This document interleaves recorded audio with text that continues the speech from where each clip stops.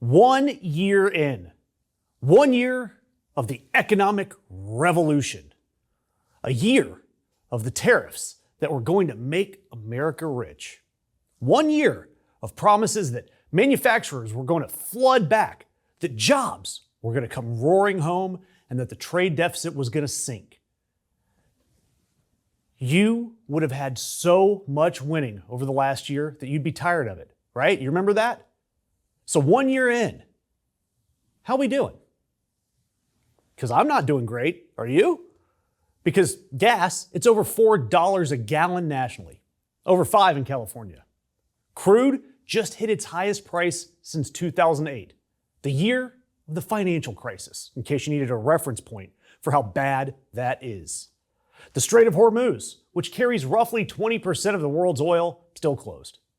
And every industry that runs on energy, which is all of it, is eating higher input costs. Fertilizer, it's a petroleum product. Food prices, they're up. Shipping costs through the roof.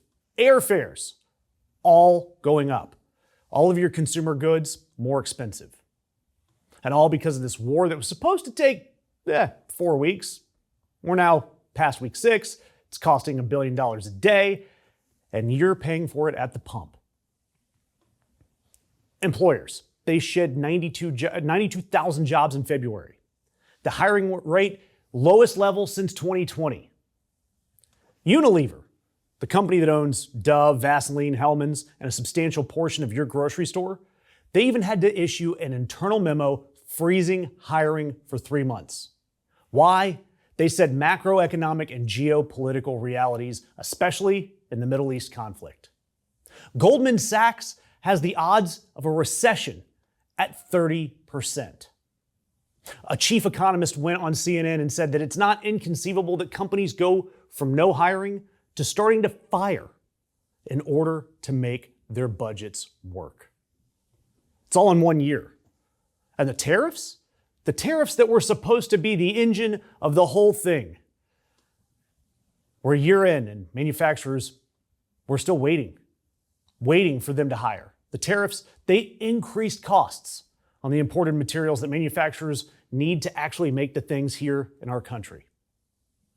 So all we did is add costs to the input, raised prices on the output, and the jobs didn't come back. I wonder why.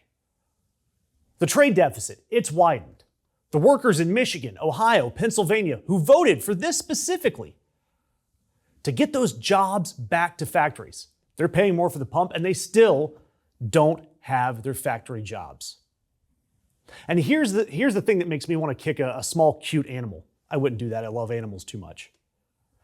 The White House had the nerve to post an official economic wins fact sheet this week.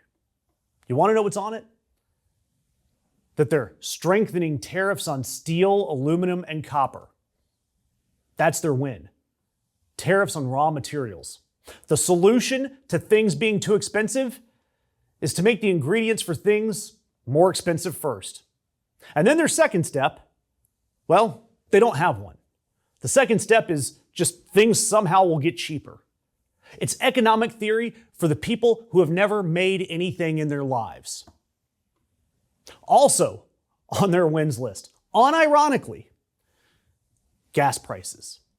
The White House listed gas prices as a win.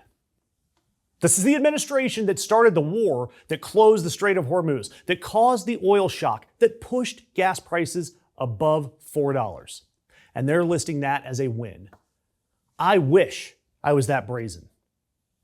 And look, right now, we're living in a K-shaped economy. In practice, small businesses like restaurants are closing at a record pace. 68% of consumers are trading down from eating out at restaurants to cooking at home.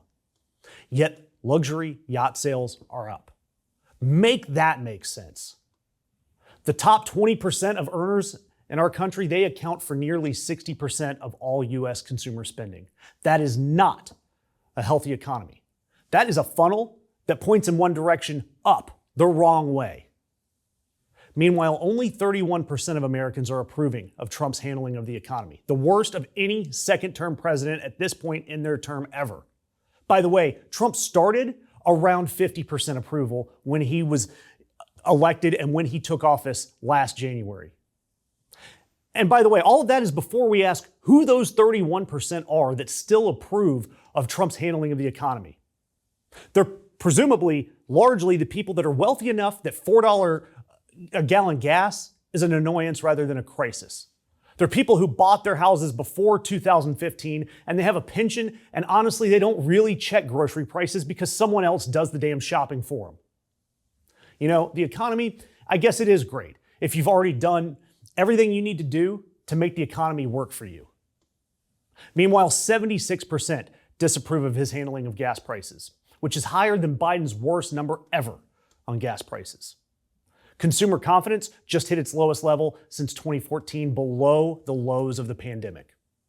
And this is what Republicans want to run on this November. This is what they're going to knock on your door and say, give us the House, give us the Senate, like they already don't have it, because they are the party of economic strength. By the way, the Dow, it's below 50,000. Happy trails, Pam Bondi. Do me a favor. If you're pissed off just like I am, leave us a comment. Subscribe, share, do all of it. That way we will keep these stories going.